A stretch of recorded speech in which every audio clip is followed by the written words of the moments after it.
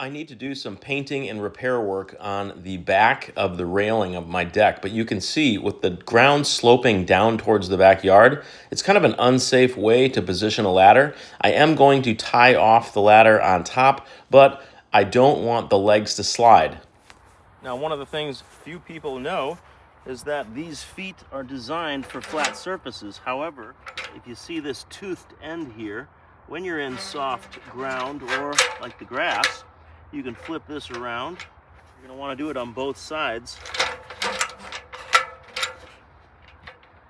And now the bottom of the ladder legs, as well as these teeth, are going to dig into the yard and help stabilize this ladder so it doesn't slide.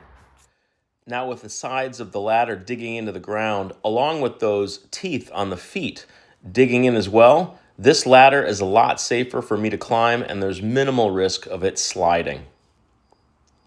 Thanks for watching. Check out the description for more information and hit that subscribe button if you'd like to see more videos.